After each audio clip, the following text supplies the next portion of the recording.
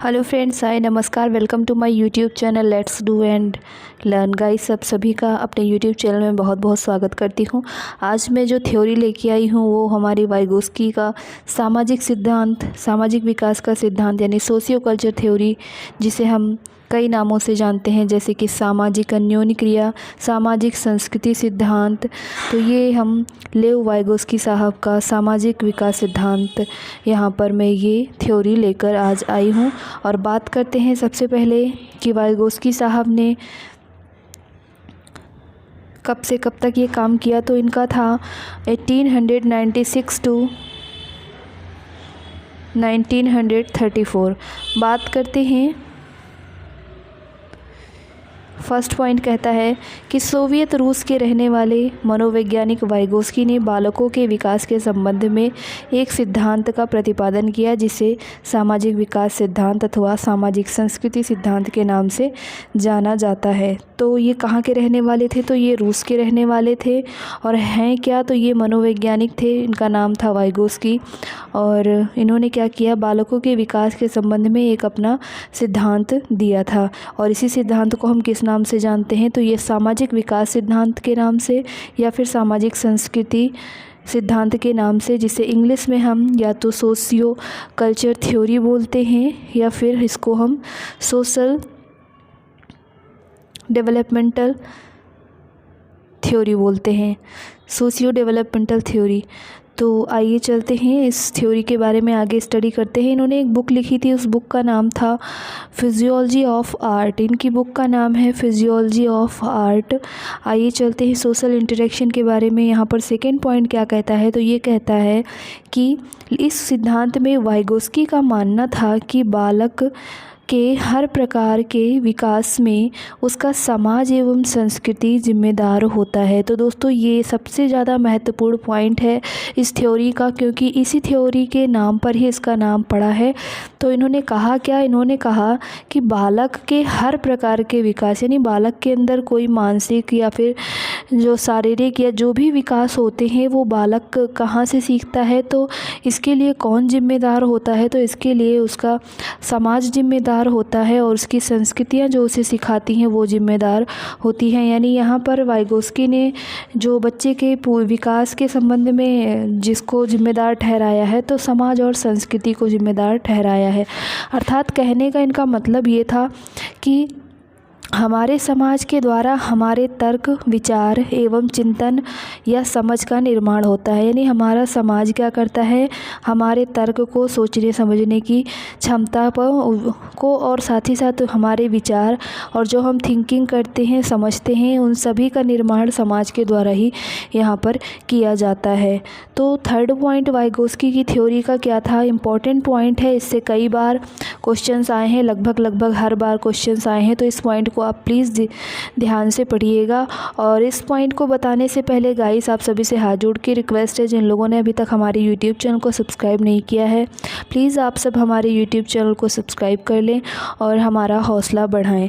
आइए चलते हैं पॉइंट नंबर थर्ड पर, जो मोस्ट इम्पॉर्टेंट है इस थ्योरी का, पूरा निचोड़ है, तो आप इसको समझ लेंगे अच्छे से। कहती क्या है ये थ्योरी? ये कहती है कि वाइगोस्की का मानना है कि जब कोई बालक किसी समाज में प्रवेश करता है तो उसके पास किसी कार्य को करने के लिए कुछ क्षमताएं होती हैं, वास्तविक क्षमता कहलाती है। जो उसकी क्या कहलाती है? तो रियल कैपेसिटी कहलाती है। यानी वाइगोस्की मानते हैं कि जब कोई बालक किसी समाज में प्रवेश करता है, यानी समाज में बैठता उठता है, तो उसके पास जो किसी कार्य करने की जो क्षमता है वो उसकी अपनी क्षमता होती है, यानी कि उसकी जो वास्तविक क्षमता होती है वो कहलाती है। आगे इन्होंने क्या कहा? इन्होंने कहा कि इनका मानना था, यानी वाइगोस्की साहब का मानना था कि जब कोई बालक समाज में प्रवेश करता है तो समाज उसे क्या देता है? सहारा देता है। ये वर्ड बहुत ही ज़्यादा इम्पॉर्टेंट है, आप इसको इम्पॉर्टेंट करके लिख लीजिए। इसी सहारे शब्द पर ही कई सारे प्रश्न आते हैं। जैसे कि अगर क्वेश्चन पूछता है कि समाज के द्वारा बच्चे को जो सहारा दिया जाता है, उसके लिए जो वाइगोस्की वाइगोस्की साहब ने टर्म यूज किया उसे हम क्या कहते हैं, या फिर समाज के द्वारा सहारा देना क्या कहलाता है। ये सारी चीज़ें कई बार क्वेश्चंस आ चुकी हैं। और ऐसा नहीं है कि वाइगोस्की से केवल जो है बाल विकास में ही क्वेश्चन किए जाते हैं, क्योंकि वाइगोस्की साहब मनोवैज्ञानिक थे और उन्होंने मनोवैज्ञानिक थ्योरी दी थी बालक के ऊपर। और ये लगभग हर पेडागोगिकल सेक्शंस में इससे क्वेश्चंस आते हैं, तो चाहे हिंदी हो, चाहे साइंस हो, चाहे इंग्लिश हो, या फिर कोई भी आप सब्जेक्ट का पेपर सॉल्व कर रहे हो, उसमें हमारा वाइगोस्की साहब से क्वेश्चन कभी कभी रिलेट करता है। तो इसलिए इसको ध्यान से पढ़िएगा। यही क्वेश्चन कभी कभी बाल विकास में, कभी कभी ईवीएस में, कभी कभी हिंदी में, कभी इंग्लिश में, कभी मैथ्स में आपसे पूछा जाएगा। तो वाइगोस्की साहब का क्या मानना था कि इन्होंने कहा कि जब कोई बालक समाज में प्रवेश करता है तो समाज उससे क्या देता है, सहारा देता है। और उसको हम कहते क्या हैं, तो उसको हम इसके फोल्डिंग कहते हैं, बेसिक हेल्प कहते हैं, आधारभूत सहारा कहते हैं, या फिर उसे मचान बोलते हैं, या उसे बहुत ही फेमस टर्मिनोलॉजी है पाड़ या ढांचा बोलते हैं, सहायता बोलते हैं, या मदद बोलते हैं। इतने सारे शब्द हो गए। यानी अगर बच्चे का डेवलपमेंट जो है वो समाज के द्वारा, समाज के हेल्प के द्वारा, या किसी के हेल्प के द्वारा अगर वो चीज़ की जा रही है, तो इसे ही हम क्या कहते हैं, पाड़ कहते हैं, या ढांचा कहते हैं, या हेल्प कहते हैं। जिससे उसकी वास्तविक क्षमता क्या हो जाती है, जिससे उसकी वास्तविक क्षमता बढ़ जाती है, वह कार्यकारी क्षमता में बदल जाती है। यानी उस बच्चे के अंदर पहले से कैपेसिटी थी, लेकिन जब उसको क्या किया गया, उसे सहारा मिल गया, उसे पाड़ मिल गया, ढांचा मिल गया, आधारभूत मदद मिल गई, तो जिससे क्या हुआ कि उसके पास जो कार्यकारी क्षमता थी, यानी उस वर्क को डन करने की जो क्षमता थी वो और बढ़ गई, और जो उसकी वास्तविक क्षमता थी वो बढ़ गई, जिसकी वजह से उसकी कार्य करने की जो क्षमता है वो स्पीड यानी तेज़ हो गई, थोड़ा सा उसमें बदलाव आ गया। तो ये जो है टर्मिनोलॉजी क्या कहलाती है, तो इसको हम इसके फोल्डिंग बोलते हैं, बेसिक हेल्प बोलते हैं, पाड़ या ढांचा बोलते हैं। तो ये था इस थ्योरी का सबसे इम्पॉर्टेंट और सबसे महत्वपूर्ण पॉइंट। इससे कई सारे क्वेश्चंस बनते हैं, तो आप इस थ्योरी को प्लीज़ ध्यान से पढ़िएगा। मैं हिंदी में ये थ्योरी लेके आई हूँ क्योंकि बहुत सारे लोग ऐसे हैं जो सीटेट का पेपर हिंदी में देते हैं और उन्हें हिंदी में ये थ्योरीज़ नहीं मिल पाती जल्दी से।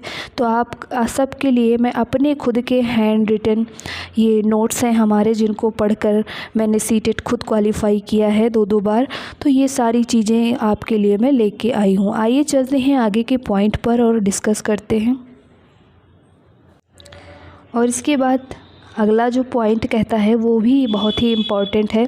इससे भी कई सारे क्वेश्चंस आए हैं, जैसे कि इन्होंने कहा कि इन्हीं दोनों के बीच के अंतर को, यानी कि जो कार्यकारी क्षमता है और जो वर्किंग पावर है, जिसे हमने कार्यकारी क्षमता और वास्तविक क्षमता है, इन दोनों के बीच में जो रिलेशन होता है, इन दोनों के बीच के जो अंतर होता है, इन दोनों में जो डिफरेंस होता है, उसी क्षेत्र को हम क्या कहते हैं, तो विकास का निकटस्थ क्षेत्र कहते हैं, जिसे हम जोन ऑफ प्रॉक्सिमल डेवलपमेंट के नाम से जानते हैं। यानी वास्तविक व कार्यकारी क्षमता के बीच के अंतर को ही हम क्या कहते हैं, विकास का निकटस्थ क्षेत्र कहलाता है।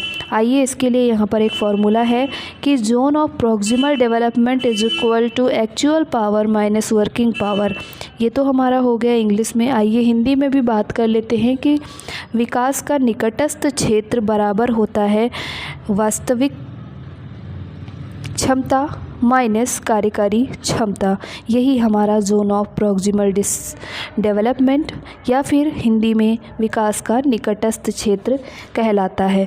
तो उम्मीद करती हूँ आपको इस थ्योरी में ये तीनों जो महत्वपूर्ण पॉइंट थे वो समझ में आ गया होगा कि जब किसी के द्वारा हेल्प की जाती है तो उसे हम क्या कहते हैं, आधारभूत हेल्प कहते हैं, मदद कहते हैं, पाड़ कहते हैं, ढांचा कहते हैं। इंग्लिश में बहुत ही फेमस टर्मिनोलॉजी इसके लिए यूज की गई है, जिसे हम इसके फोल्डिंग बोलते हैं।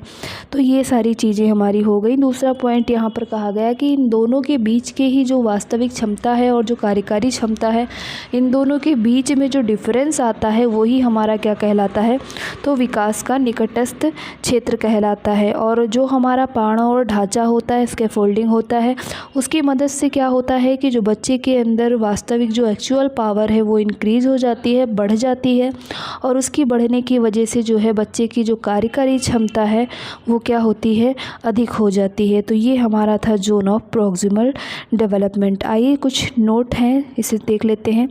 इन्होंने अपने सिद्धांत में खेल को महत्वपूर्ण बताया है, क्योंकि बालक के अधिकतम विकास खेल से ही होते हैं। इनके लिए यहाँ पर कुछ महत्वपूर्ण टर्मिनोलॉजी इन्होंने यूज की है।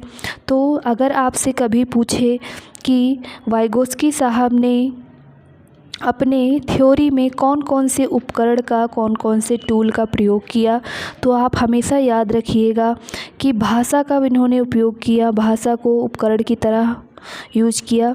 दूसरा है संस्कृति को भी उपकरण की तरह, टूल्स की तरह यूज किया, मदद को भी, और समाज को और मार्गदर्शन को। तो ये कुछ ऐसी टर्मिनोलॉजी हैं, कभी कभी आपको डायरेक्टली ना देकर इनडायरेक्टली वे में इन सभी उपकरणों के ऊपर से क्वेश्चन पूछ लेते हैं। तो आप इसको इम्पोर्टेंट करके लिख लेंगे। उम्मीद करती हूँ आपको ये जो है टॉपिक जो हमने वाइगोस्की साहब से लिया है, तो वाइगोस्की की थ्योरी क्या है ये आपको समझ में आ गया होगा। और मैं कोशिश करूँगी कि आपको जितनी भी थ्योरीज़ मैं प्रोवाइड कर रही हूँ उन सभी थ्योरीज़ पर आधारित कुछ महत्वपूर्ण प्रश्नों की सीरीज़ भी मैं आपके लिए जल्दी लेकर हाजिर हूँ। तो उम्मीद करती हूँ आपको वीडियो पसंद आई होगी। वीडियो पसंद आई हो और ये थ्योरी आपको समझ में आई हो तो प्लीज़ अपने दोस्तों को शेयर करें, ज़्यादा से ज़्यादा लोगों तक हमारी वीडियो को शेयर करें। और जिन लोगों ने प्लीज़ हमारे अभी तक यूट्यूब चैनल को सब्सक्राइब नहीं किया है, आप सब्सक्राइब कर लें, बेल आइकॉन भी प्रेस कर लें, ऑल वाली प्रेस करें ताकि सभी नोटिफिकेशन आपको मिल सके। Thank you for watching. Have a nice day. Keep it up.